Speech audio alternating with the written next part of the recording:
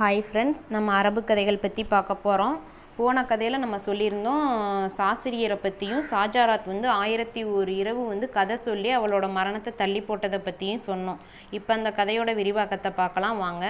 முன்னொரு காலத்தில் பாரசீகா அப்படின்ற ஒரு பகுதியில் ஒரு அரேபிய நாடு இருந்துச்சு. அந்த அரேபிய நாட்டை ஒரு முஸ்லீம் மன்னன் ஆட்சி செஞ்சு வரான். அவன் பேர் தான் சாஸ்திரியர். சாஸ்திரியரோட மனைவியை அவரை ஏமாற்றிட்டு துரோகம் செஞ்சுட்டு போயிட்டாங்க. இதனால் அவர் அன்னையிலேருந்து உலகத்தில் இருக்க எல்லா பெண்களுமே ஏமாத்துக்காரவங்க தான், துரோகம் செய்கிறவங்க தான் அப்படின்னு முடிவுக்கு வராரு. அதே போல் அவர் பார்த்த வேறு சில பெண்களுமே அப்படி தான் இருக்கிறாங்க. இதனால் அவனோட கோபம் கொலவெறியாக மாறிடுச்சு. அப்போ ஒரு முடிவு பண்ணுறாரு. தன்னால் எத்தனை பெண்களை கொல்ல முடியுமோ அத்தனை பெண்களை கொல்லணும் அப்படின்னு தீர்மானிச்சுட்டு தன்னோட மந்திரிகளை அழைக்கிறாரு. மந்திரிகளை அழைச்சி தன்னோட தீர்மானத்தை சொல்கிறாரு. நான் தினமும் ஒரு கன்னி பெண்ணை திருமணம் செஞ்சுக்கணும். அப்படி திருமணம் செஞ்ச பெண்ணை மறுநாள் காலையில் நான் வெட்டி கொன்றுவேன். இதே போல் எனக்கு தினமும் எல்லா நாளுமே நடக்கணும். எனக்கு தேவையான கன்னி பெண்களை கொண்டு வர வேண்டியது உங்களோட பொறுப்பு அப்படின்னு சொல்கிறாரு. இதை கேட்டதுமே மந்திரிகளுக்கெல்லாம் அதிர்ச்சியாக இருக்குது. என்னடா இது, தினமும் ஒவ்வொரு கன்னி பெண்ணுக்கு நம்ம எங்கே போகிறது அப்படின்னு சொல்லி யோசிக்கிறாங்க. இதைய புரிஞ்சுக்கிட்ட அந்த சாஸ்திரியர் சொல்கிறாரு, எனக்கு தேவையான கன்னி பெண்களை நீங்கள் கொண்டு வரல அப்படின்னா உங்கள் தலையை வெட்டி நான் கொன்றுவேன் அப்படின்னு சொல்கிறாரு. மந்திரிகளோ நினைக்கிறாங்க, சரி இவன் கொடூரமானவன், எதையும் செஞ்சாலும் செஞ்சிருவான் அப்படின்னு உசுருக்கு பயந்துக்கிட்டு மறுநாள் காலையில் இருந்தேன்னு கன்னி பெண்ணை கொண்டு வராங்க.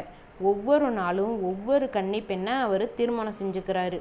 மறுநாள் காலையில் அந்த பெண்ணை வெட்டி கொண்டுடுறாரு. இப்படியுமே ஒரு 5 வருஷமாக போயிட்டுருக்கு. இதுலேயும் ஒரு சிலர் தன்னோட குடும்பத்துக்கும் இந்த நிலமை வந்துடும் அப்படின்னு நினச்சிக்கிட்டு பல பேர் ஊரை விட்டு ஓடியும் போயிட்டாங்க. இப்போ நாட்டில் ஒரு கன்னி பெண்ணு கூட இல்லை அப்படின்ற நிலமை வந்துச்சு. மந்திரிகனால் புதுசாக கன்னி பெண்களை கொண்டு வர முடியலை. அதனால் சாஸ்திரியர் கொஞ்ச நாள் திருமணம் செஞ்சு கொள்ள முடியாமையே இருக்குது. ஒரு நாள் இவரோட கோபம் கொலவெறியாக மாறி தன்னோட தலைமை அமைச்சரை கூப்பிட்டு சொல்கிறாரு, எனக்கு தேவையான கன்னி பெண்ணை கொண்டு வர வேண்டியது உன்னோட பொறுப்பு. அப்படி தேவையான பெண்ணை நீ கொண்டு வரலன்னா உன் தலையை வெட்டி கொன்றுவேன் அப்படின்னு சொல்கிறாரு. அமைச்சரே நடுங்கி போயிட்டார். புதுசாக நான் எங்கே போகிறது கன்னி பெண்ணுக்கு அப்படின்னு அதையே நினச்சி அவருக்கு உடம்பு சரியில்லாமல் போயிடுது.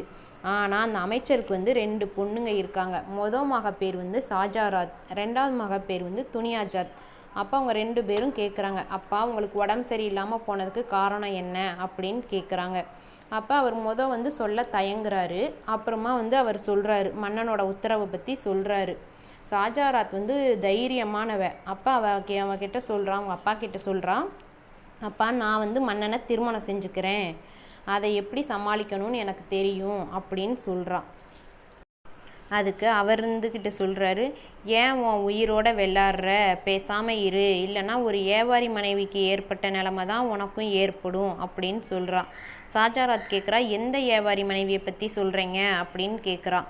அப்போ அவன் நான் கதையை சொல்கிறேன், நீ கேளு அப்படின்னு சொல்கிறாரு. இதுக்கப்புறம் என்ன நடக்குது அப்படின்றத அடுத்த கதையிலேருந்து பார்க்கலாம். அது வரைய வெயிட் பண்ணுங்கள், சப்ஸ்கிரைப் பண்ணுங்கள்.